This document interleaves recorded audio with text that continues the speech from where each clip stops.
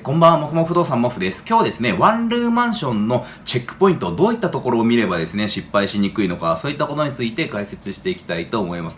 結構今、年金のですね、2000万円問題とかありまして、将来の資産をどうしようとかですね、悩んでる方多いと思います。で、なんとかですね、自分で資産を築いて、お金を稼げるようになりたいとかですね、将来の年金にしたい。そういったことの候補の一つとして、ワンルームマンション、これ考えられる方結構多いと思うんですよね。で、そこで、注意が必要なところがあって、結構ワンルームマンションって、危険な物件もやっぱ紛れていて、簡単に買えるんですけれども、かえって損してしまう。そういう方も結構中にはいらっしゃいます。中にはですね、返済が回らなくなってしまって、借金地獄になってしまって自己破産。そういうケースもあります。で、今回はですね、どういったところをチェックすれば、そういうリスクを少しでも抑えられるのかについて、不動産投資家のですね、自分がわかりやすく解説していきたいと思います。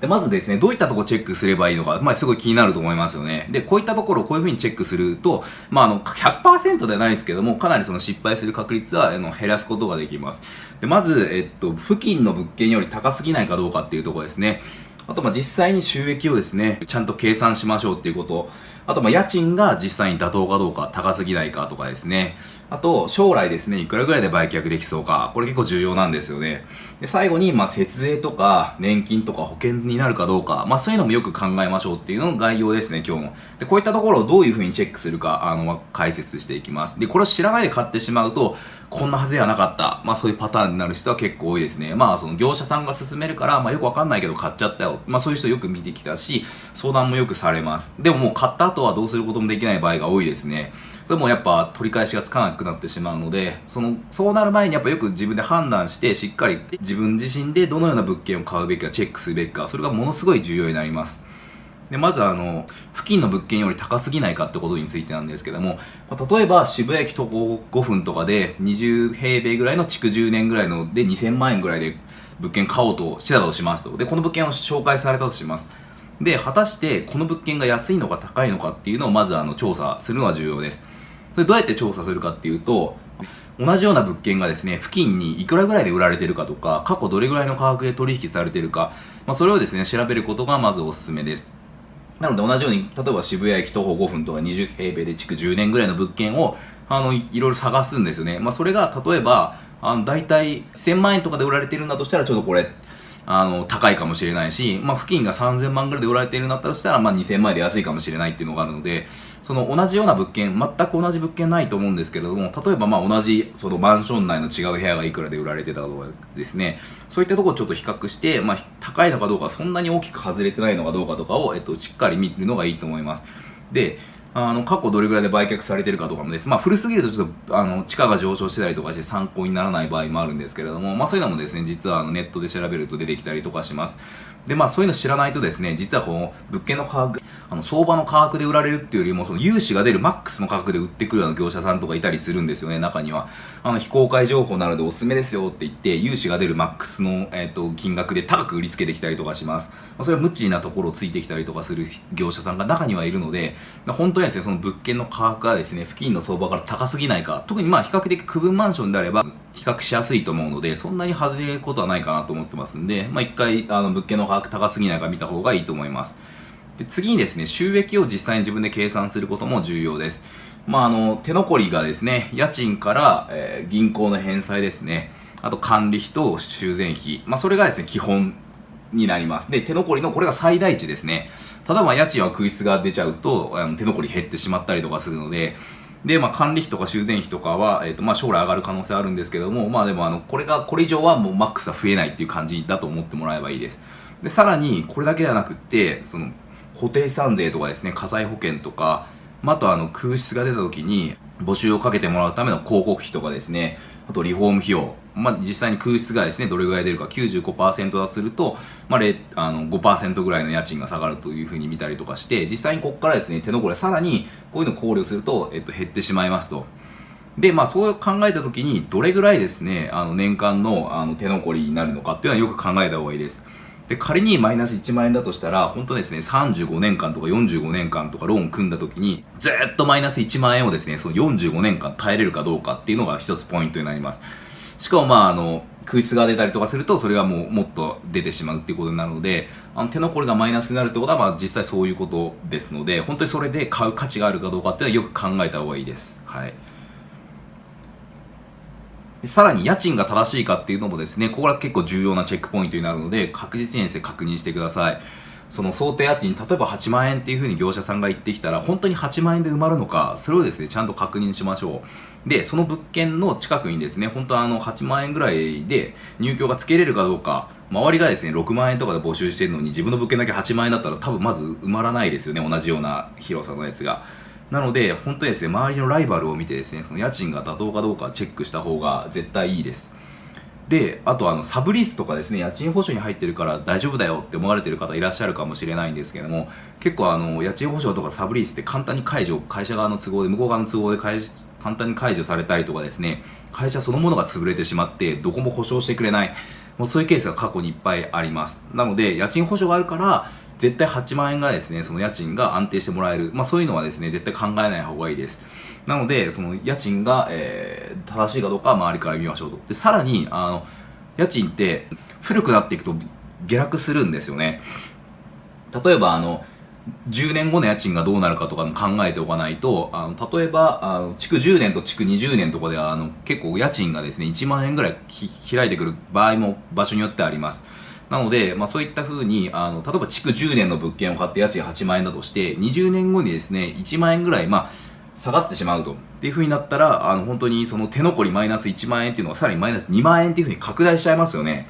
なので将来ですね、家賃がどれぐらい下がりそうかっていうのも考えておいた方がリスクとしてはありです。まあ、家賃がですね、全然変わらないようなエリアもあったりとか、それはケースバイケースなんですよね。なので、その、築10年と築20年とか似たような物件で見てみて、家賃がどれぐらい下がっているのかとかですね、そういったところから比較するとですね、なんとなく見えてきます。まあ、これもですね、予想するの難しいですね。まあ、特に気をつけなきゃいけないのは、新築だと家賃高いですよ。日本人って新築が好きなので、新築の家賃は高めでも募集埋まったりとかするので、まあ、そういったケースで新築だと9万円で入ったけど、1回出て2回目からはですね、そのなんか1万円家賃が下がってしまったみたいなケースとかもあったりします。なのでそうなってしまうとずっとあと手残り、最初に計算した手残りからさらにこう損失が拡大してしまうので、よくですね、この空室のリスクとか、家賃の下落のリスク、あとまあ古くなっていた時にどれぐらい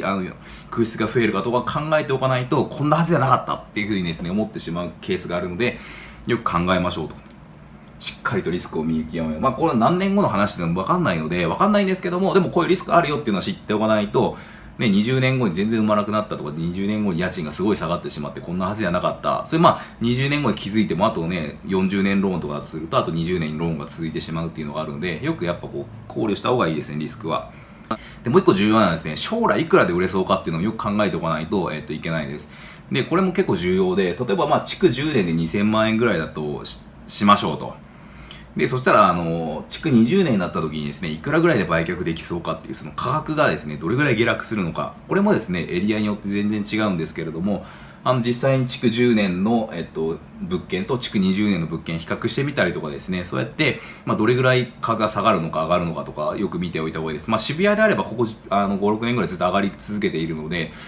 全然問題ないかもしれないんですけども、下がるエリアもあったりとかもちろんするので、そこはですね、結構物件の価格が上下する変動して値上がりするかどうかって調べるのはかなり難しいんですけれども、まあでもこの築10年と20年でどれぐらい差があるかっていうのが目安にはなるかなと思ってます。まあ築30年後いくらになるかとかですね、まあ、そうするとローンがですね払い終わった後いくらぐらいで売れそうかとか、そういう計算ができたりするので、それがですね調べておいた方がいいです。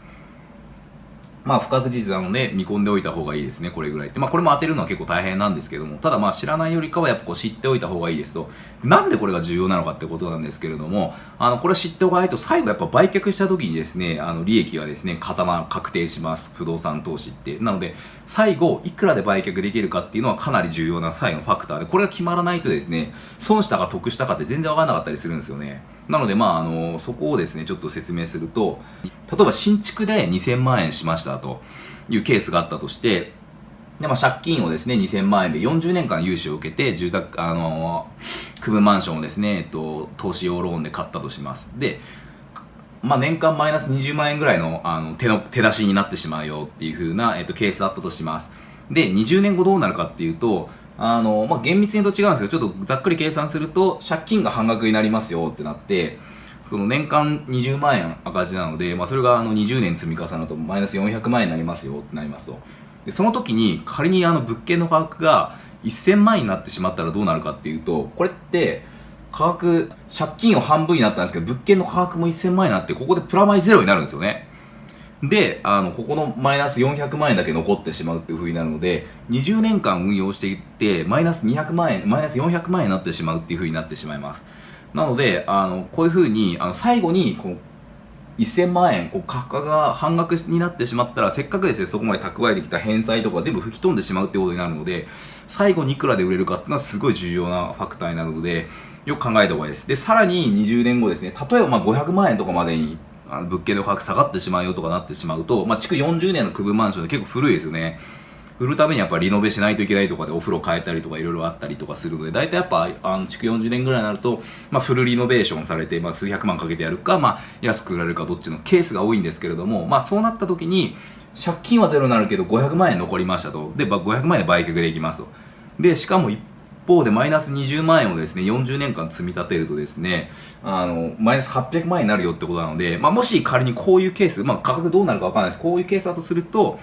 この40年間持っててマイナス500万で800万ならマイナス300万という風になってしまいます。なので最後にですね、いくらで売れそうかっていうことで、その投資のですね、トータルの利益が確定するので、いくらぐらいで売れるのか、これをですね、ある程度押さえておかないと、わからないです。もしね、これがね、2000万円とか3000万円とかあると絶対プラスになるんですけども、そこはですね、不動産投資結構売却の価格わからないので難しいところになったりとかします。予想できれば楽なんですけどね、僕も知りたいぐらいです。よく聞かれるんですけど、不動産価格はオリンピックは上がりますか下がりますかとか、分かったらね、買い占めますよ、全部で。なので結構最後、これね、見逃しがちの人がいるので注意が必要です。あと、よく歌い文句や節税になるかどうかってことなんですけれども、これは一般的にはですよ、一般的には購入した年は赤字になることがあります。不動産仲介料払ったりとか、いろいろお金払うんで。で、マイナスになるケースがあるんで、その時はちょっと返ってきますと。それも具体的にいくらなるかってですね、結構計算間違ってたりとかするので、しっかりですね、赤字の方が考えた方がいいですし、2年目以降は黒字になるケースが多いので、節税にはそんな使えないですね。で、結構営業マン自体もその税金の知識ない方が多いので、注意しないといけないですね。その見積書でこれぐらい節税になるよって言われて、それ信じてたけど、全然それ通りにならなかったってケースを、報道されたりするのもあるので、本当にですね、その節税がメリットあるかっていうのはよくですね、知っといた方がいいです。だから実際に計算するのは重要ですし、鵜呑みにせずですね、自分で理解するのがいいです。あと保険になるかどうかなんですけれども、結構最近はですね、保険が充実してきているので、結構保険にはなるかなとは思ってます。ただ本当にですね、不動産を買う方がいいのか、不動産買って保険だと思って入った方がいいのか、単純にその保険に入った方がいいのかっていうのはですね、比較した方がいいと思います。保険であれば、いつでも解約はできると思うんですけども、不動産であれば売却するときに結構損失が出たりとかするケースがあるので、ここまで説明したような内容ですね。全部計算していただいて、それでも儲かるし、保険にもなるから、じゃあ買おうっていうんだったら全然ありだと思うんですけれども、そういうのも分からずに保険になるからと思って買って、実はですね、最後トータルで見ると普通に保険に入っていた方がずっと良かったよ、そうなってしまわないようによく、検討、実際に計算するのがやっぱ重要です。ってことで、ワンルームマンションのその投資のですね、チェックポイントと個人的な見解なんですけれども、比較的そのワンルームマンションでやっぱ手残りが残らない投資が多いので、たまにいい物件あるとプラスになるのもあるかもしれないですけど、基本マイナスになってしまうんで、もし脱サラしたいよとかっていうのであれば、お金がどんどん出ていってしまうんで、脱サラからは遠ざかるイメージの方が強いです。で、ワンルームマンション投資ってそんなに大家としての経験値、不動産投資家としての経験値も増えないので、そんなにですね、やっとくメリットもないですし、あと信用毀損する物件持ってることで資産マイナスっていう風に見られたりとかするケースの方が多いので、銀行から次のアパート1棟とかの足かせになるケースの方が一般的には多いですね。で、年金になるかどうかはやっぱ物件次第と最後売却した時にどうなのっていうのがあるんで、よく考えなきゃいけないし、未来のことなので分からないことは結構ありますと。で、一般的には節税にはワンルームマンションならないので、これは実際に税理士さんとか聞いてみた方がいいと思うんですが、マイナスにならないケースの方が多いです。で保険にはなるけれども、普通に保険入った方がいいのかなっていうふうに思ってます。なので、こういう今日挙げたチェックポイントとかですね、考えていただいて、それでですね、家賃が妥当なのかとかですね、空室が増えても大丈夫なのかとか、あと家賃が下落しても大丈夫なのか、それでですね、その融資期間35年とか40年間赤字であるんだとして、その手出しが出まくるんだとしたら、それを耐えきれるのかどうか、それで将来のですね、その、不動産投資家としてそう脱サラしたいとかですね、その手残りどんどんちょっとお小遣い月に増やしたいよとかっていうのと、そのギャップがあるんだとしたらちょっと厳しいのかなと思うんで、それは物件ですね、考えてみた方がいいと思います。で、不動産投資家の仲間の中ではやっぱこう、いろんな不動産投資家知ってるんですけれども、やっぱ区分マンションいいよって言ってる人は、ほぼいなくてですね、やっぱ一棟物の方がはるかに利益高くって、そっちの方が安定して稼げる方が多いです。で、区分マンションだけ買い進めてセミリタイアしたっていう人は、ほとんど1人か2人ぐらい